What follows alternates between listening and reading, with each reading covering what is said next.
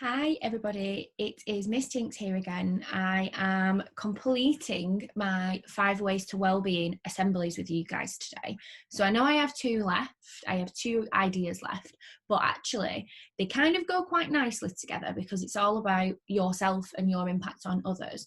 And they're not as meaty, I would say. So there's not as much for me to tell you as there was with the ones that we've done so far, because there were so many things I could have told you about connecting, about taking notice and all that sort of stuff. So it's a quick one, I suppose, from me today. I'm going to put 2 together into one.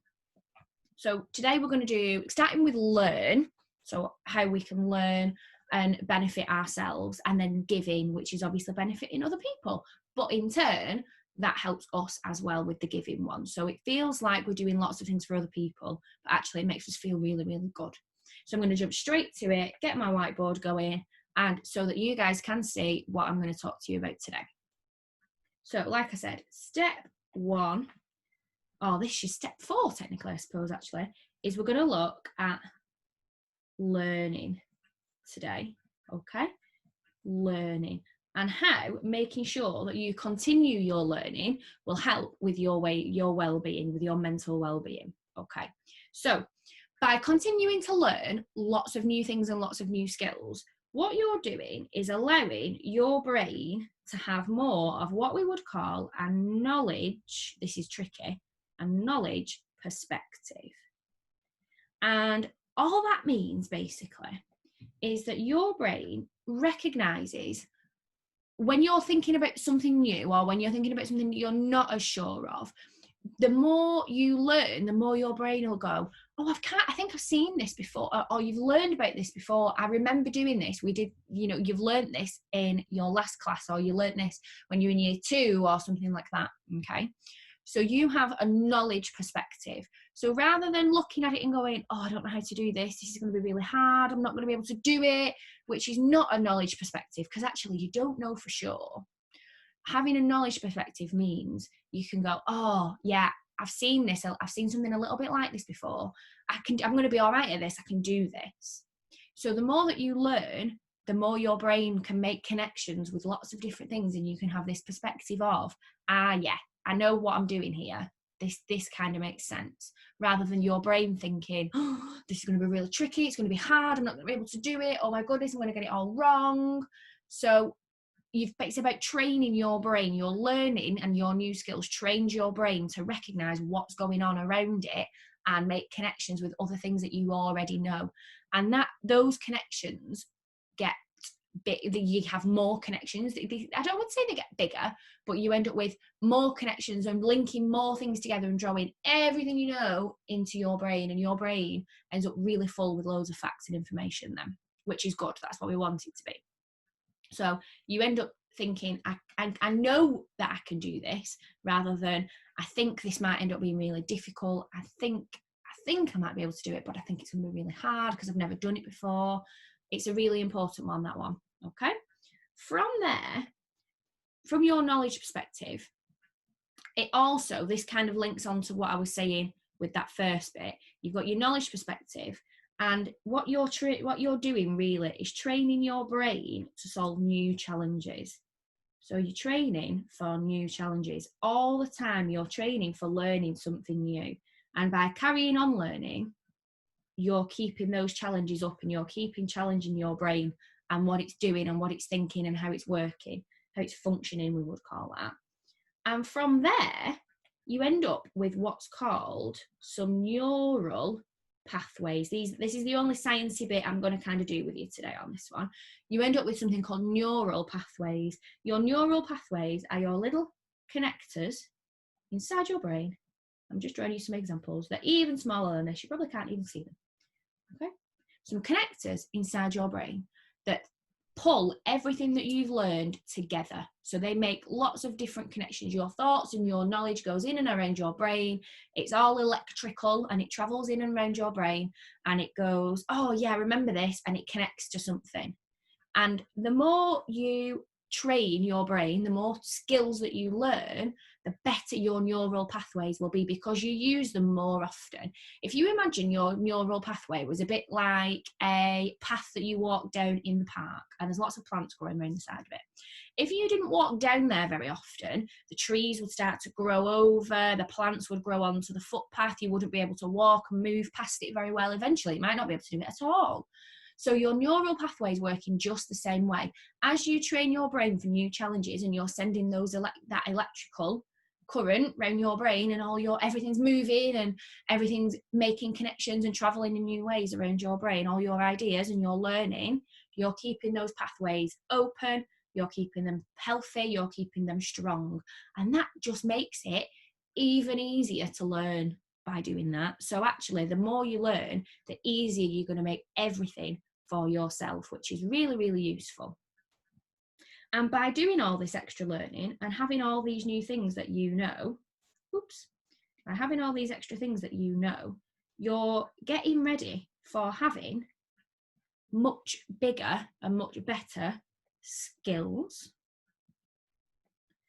and opportunities, because having these skills might give you the opportunity, say for example, if you were learning a sport, you could take part in a competition, you could take part in a tournament, be on a new team, go somewhere new that you've never been before. So by having all these skills, you can learn, you can have a go at new opportunities, you can meet new people.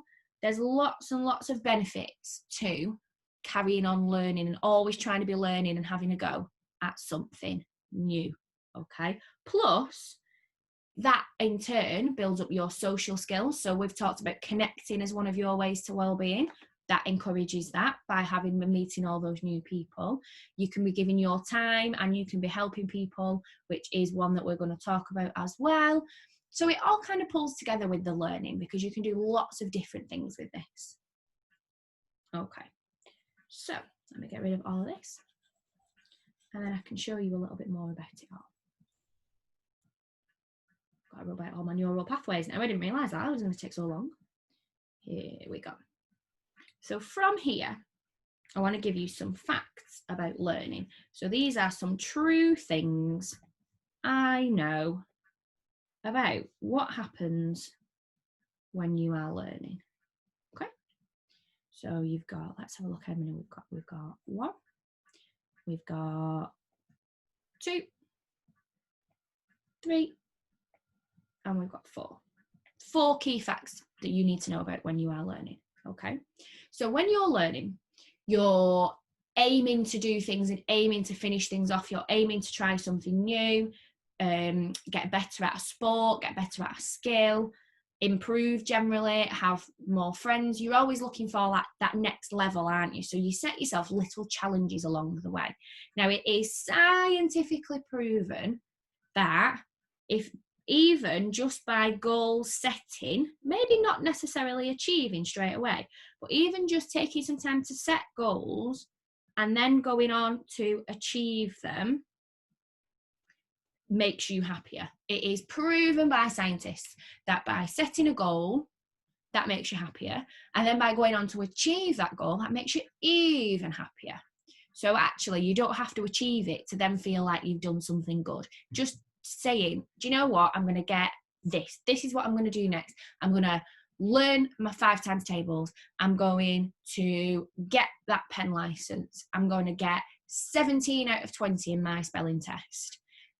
Even that, before you even done it, makes you feel better and is better for your well-being. So carrying on learning and challenging yourself and keeping those neural pathways open all the time is super, super important. Okie dokie, that's a good one to know and a good one to think about. The other thing that's going to go on this side is that you can help. So this is a little bit what I talked about before. You can help and coach and teach other people with your new skills.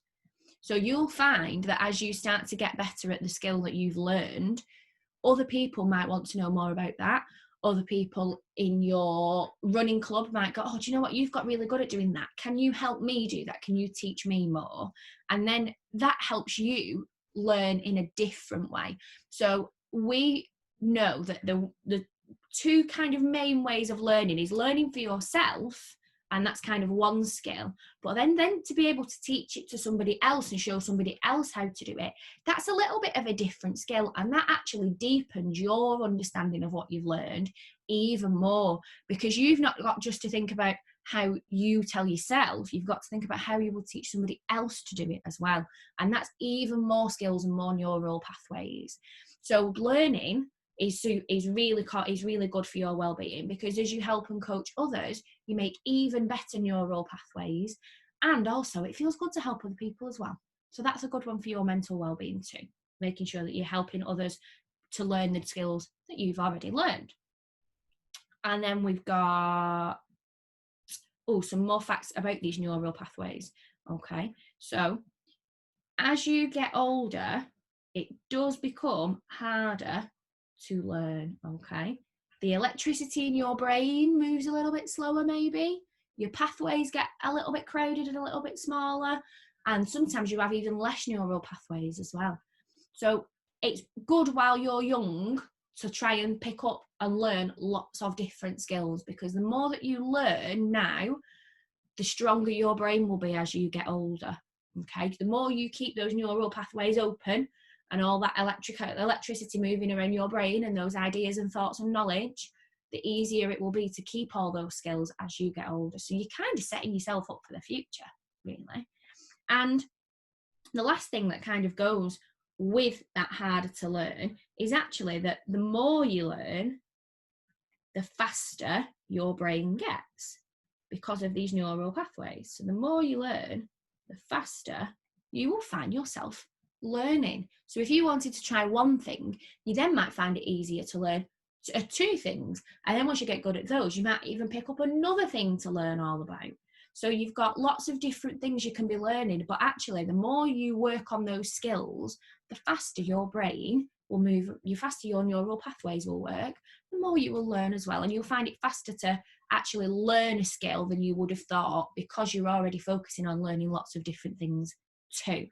Now, the one thing to note about that though is, and this is where our little bit of maybe an activity, if you wanted to, comes into play, is you do learn faster if you learn more, but actually if you try and learn too much, that could get super tricky. Okay, so I'm going to recommend you do, that's too small, I'm going to recommend that you complete this activity to give you some ideas of where to start. Your lines will be straighter than mine because you're going to be using a ruler, but mine are a little bit wobbly today. Okay, so you've got 3 boxes on a piece of paper. The first box is good at. The middle box is started, and the third box is want to try. Okay, so you've got good at, you've got started, you've got want to try. And in here, you're going to think about some skills, and that might give you some ideas of things you want to have a go at, things that you know you're already good at, but maybe you're going to focus on learning a bit more about those things. And then maybe something that you've not really tried at all yet, or maybe something you think, actually, I've started that, but I probably could do with doing a little bit more on that one. Okay, so I know that I'm good at roller skating. I've been doing it a long time. I have lots of neural pathways for roller skating. That's one thing that I know that I'm really good at. And I've started learning Welsh. And I really, really want to try the piano, because I did start learning to play the piano when I was much smaller, but I kind of gave it up a little bit quickly, really. So I'm going to kind of pick one of those to focus on first. So maybe I focus on practicing my Welsh a little bit more, because I've already started that. So I feel like it makes sense to focus on that one, because I'm not going back to roller skating just yet anyway. So I can't do anything about that one for now, really, but I can practice at home. So I'll focus on my Welsh, and then have a go at roller skating, practicing at home, doing as much as I can at home off my skates, practicing my jumps and my spins and things. And then with the piano, what I could do is maybe have a look on YouTube, or maybe see if there's any apps or any videos I can watch that would help me get started with those. So that's the kind of thing that I want you to think about. You can put more in the boxes. So another thing that I've started is looking at digital art and drawing on my iPad that I'm drawing on for you today, is looking at digital art. So that's definitely something I have started, but again, I want to get better at. So there's 1, 2, 3, 4 things I can be getting on with there already that I've thought of and I had ready straight away. Some of them might be things from school, some of them could be things from home, it could be a sport, it could be anything really. It doesn't have to be a specific thing. You might put that you've started working on your handwriting and you want to get better at it, okay? Or times tables or spellings or anything really, I suppose. So have a think about all the skills that you know of and where you would put them. Talk to the people on your table, talk to your partner or whoever, because they might give you ideas of things you've not thought of yet as well, which will be good. And then decide which one you think you want to start with and make sure you're carrying on that learning, because that learning keeps your neural pathways open, keeps them working and flowing nicely. It could help you get a job when you're older in something, in one of these skills if you keep working at it. It helps you meet new people, it helps you learn and teach, it helps you make connections with these people, friends, it helps you look after your well-being, helps you look after their well-being too if you're helping them and spending time getting to know them and connecting with them. So there's lots and lots of benefits to carrying on learning. They are important. And I'm all done with learning there actually. I'm going to talk to you really quickly about giving, and then we will have finished our 5 ways to well-being. So let's have a look. Oh, that's not how you spell give. Come on. Giving, okay, give. This one is one where it is quite a quick one, this one, because by doing all of the things that we've already talked about so far, you're kind of doing some of these already. And there are 2 main ways that you can give. But the reason this one is only a short one is because the science behind this is really, really quick, okay?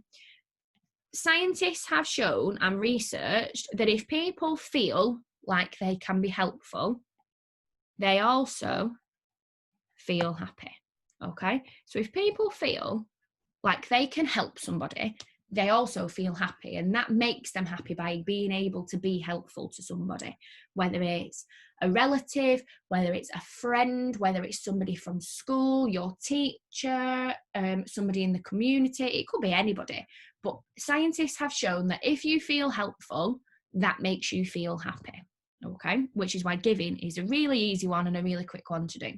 There are 2 main ways we can look at giving. I'm going to pop them here. 2 main ways we can look at giving, okay? You can give daily and you can give big, okay? You can give daily, you can give big. They're the 2. By giving daily, that's little jobs that you would do quite often. So daily, maybe even more than daily, maybe once or twice daily, okay? They're little under jobs that you do little and often. Big jobs, now this is another thing that scientists have researched, they recommend something like every 6 weeks so that it keeps your well-being up, but it doesn't come away from doing other things as well. So if you wanted to give and you ended up spending all your time helping other people, doing big jobs like volunteering and things like that, and you went every single day, you might find that eventually that makes your well-being feel a little bit worse. Maybe it tires you out, it leaves you with not a lot of free time to do other things. So giving is important, but it's important to do in moderation, because sometimes you've got to give a little bit back to yourself as well. So they recommend that for children, you should be giving something big every 6 weeks, okay? And what we're going to do now, and you guys will probably have more, better ideas about this than me, and you guys will be able to be more specific than me. So I'm just going to come up with some general things, but you guys will know what's in your area and who's in your area and who you can help and what you can do. But you're going to split a page into 2, okay? And you're going to put daily, and you're going to put big, okay? Now I'm just going to give you some ideas And then I want you guys to fill this as much as you can, maybe as a group with your partner, however you want to do it. And I want you to have a think about how you can do daily giving and big giving. Now, daily giving, as an example, could be something like doing the random acts of kindness that I talked about when I did our Connect 5 Ways to Wellbeing. So it could be writing somebody a little note to give them a little bit of happiness. It could be giving them a bit of your time if you find that they are struggling with their times tables, if they're struggling to tie their shoelace and you go and help them sort it, okay? It could be that you give them something, okay? Give them an object. So you could give them kindness, you could give them your time, you could give them a little object, maybe you've made them something or bought them something little to help them, and that could be taken into account there as well. Big things is going to be more like, I was saying, like volunteering. So you will know about the projects going on in your community and about the charities that work in your community, and look at ways that you can help them. So, for example, I know we have a big charity where I'm from called Bolton Hospice. They raise lots and lots of money for people every year who are feeling poorly, and they're not in the hospital, they're in the hospice being looked after, and they can go and visit for the day, and it just helps their well-being and helps them feel a little bit better for the day, okay? So I do a walk every year called the Midnight Memories Walk to raise money for Bolton Hospice. Now, it's a long way and you have to walk in the dark at night time. And it always makes me feel really tired, and it always gives me a bit of a sore back and sore knees because you have to walk for a few hours. It's quite a long way, but it makes my well-being feel really, really, really good. I wouldn't do it all day, every day, because I would end up probably hurting myself. This is where the once in 6 weeks everything comes in, because you don't need to do something big every single day, but you could do the little things every day, easy peasy lemon squeezy. It's just the big things that you might want to do every so often. So I've put some volunteering ideas on there. Well, no, sorry, you're going to put some volunteering ideas on there. Think about how I was saying about raising money for my charity that I know. Think about the charities in your area. And then also have a think about some more specific examples, like writing somebody a little card, giving them a post-it note with a nice message on, popping it in the tray, maybe drawing them a picture, making them something. It could be stopping to tie the shoes, spending playtime practicing their times tables with them, because you know they find them quite tricky. And they are all ways that not only would you obviously be helping their well-being, but you will be helping your well-being as well, and helping you feel better and just generally very balanced and feeling like everything's okay and you're doing all right. All right. So that's me. I'm all finished. I've talked for a long time now and I'm getting a little bit of a sore throat. So I'm going to head off and let you guys go. I'm going to be having a look at what my next lot of assemblies will be. So there's no more exactly for now, especially with it being nearly half term. There's no more exactly for now, but if you guys have any ideas of what you want me to talk about, that's absolutely fine. You need to let me know. Okay, so what I'm going to do is post some of my social media accounts on here so that you guys can find me. So I do have a Facebook account. I do have a page, and that is Miss Tink's Growing Minds. I am on Twitter as Miss Tinks. I am on Instagram as Miss Tinks. And my website, which I'll pop at the bottom, is www.misstinks.co.uk. And I would say that's the main way to get hold of me, either through Facebook or through their website. But like I say, I am on Twitter and Instagram, and if you search for Miss Tinks, I'll be in there somewhere, so you guys can have a look. And if you think of anything that you want me to talk about in a little bit more detail, then you can do. I am always available to come to schools and actually deliver workshops and trainings as well, so we can do a whole day on some of these sorts of things to help with your well-being and mental health. Just let me know. So thank you so much for watching, especially if you've watched all of them so far. Thank you very, very much. I do also need to let you guys know, actually, that because these videos are uploaded and they're made for kids and suitable for kids, to make sure that they're super, super safe, the comments are turned off. If you want to leave feedback on any of my assemblies, what I do is post a little link in the description, and it's to a Google form, so you can just pop in your information on there, and then that's your way of letting me know what you think. Okay, so have a really good rest of the day. Take care, stay safe, and do not forget that believing is just the beginning, boys and girls. Have a fabulous day.